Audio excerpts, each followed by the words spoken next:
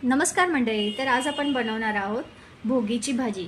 भोगीची भाजी ही मकर संक्रांतीच्या आधी येणाऱ्या भोगी सणाची खास पारंपरिक आणि पौष्टिक भाजी आहे, जी हिवाळ्यात मिळणाऱ्या विविध भाज्या म्हणजे घेवडा, वाटाणा, वांगे, हरभरा इत्यादी एकत्र करून बनवली जाते.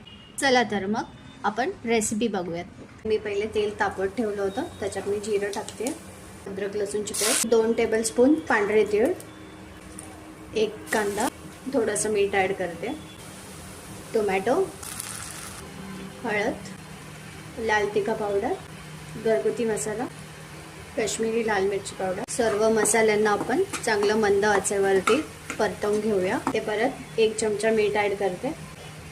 आता मी वाटाणे ॲड करते. इथे मी हरभरे ॲड करते आणि घेवड्याच्या शेंगाच्या बिया आहेत त्या टाकते. आता मी शेंगदाणे टाकते. इथे तुम्ही ओल्या शेंगदाण्यांचा पण वापर करू शकता, पण माझ्याकडे ओले शेंगदाणे अवेलेबल नव्हते, म्हणून मी आपले जे नॉर्मल शेंगदाणे असतात ना, ते शेंगदाणे मी रात्रभर भिजू घातले होते आणि मग ह्याच्यामध्ये आता ॲड केलं. यांना चांगलं तेल सुटेपर्यंत शिजून द्यायचं आहे. याला तेल सुटलं, आपण काही भाज्या ॲड करून घेऊया. आता इथे मी घेवडा आणि फरसबी घेते. घेवडा आणि फरसबीला मी जरा उकळत्या पाण्यात 5 ते 10 मिनटं उकळवलं होतं, शिजवून घेतले होते. आता इथे मी त्यांना शिजवून का घेतले होते पहिले ते सांगते. घेवड्याला ना एकदम असा उग्रट वास येतो, सो तो ज्याला जेव्हा उकळतो ना तेव्हा तो त्याच्या उकळत्या पाण्यातच तो त्याचा वास निघून जातो आणि मग खातानाही खूप सॉफ्ट असा छान असा त्याची टेस्ट येते. त्यामुळे मी फरसबी आणि घेवडा या दोघांनाही 5 ते 7 मिनटं मी पाण्यात उकळवून घेतलं होतं. मी ते 1 वाटी पाणी टाकून घेते. तुमच्या आवडीप्रमाणे तुम्ही भोगीच्या भाजीमध्ये ना 2-3 ऊसाच्या कांडी छोट्या छोट्या करून टाकू शकता आणि 2-3 बोरंही टाकू शकतात. आता ते आवडीप्रमाणे.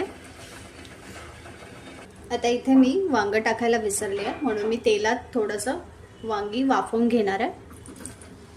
इथे मी 1 मोठं वांग फोडींमध्ये कापून घेतलं. थोडंसं पाणी आणि मीठ घालून त्याला पॅनमध्येच छोट्या वाफवून घेऊया. आता आपण चेक करूया. हे बघा, आपलं वांग सॉफ्ट झालं. आता आपण हे भाजीमध्ये ॲड करून घेऊया.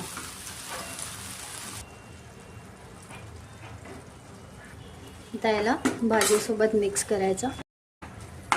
आता आपण याला झाकण लावून ठेवूया. 5 मिनिटानंतर बघूया. 5 मिनिटं झालेले आहेत. आपण झाकण काढून बघूया.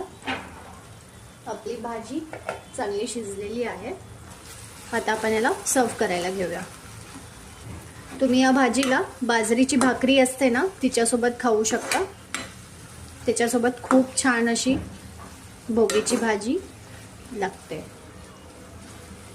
आणि हो, जो न खाई भोगी तो सदा रोगी या युक्तीनुसार या दिवशी तिचे सेवन करणे शुभ मानले जाते, ज्यामुळे नवीन वर्षाची सुरुवात आरोग्यदायी होते. तुम्हाला जर माझी ही रेसिपी आवडली असेल तर प्लीज माझ्या चॅनलला लाईक, शेअर आणि सबस्क्राईब करायला विसरू नका. थँक्यू.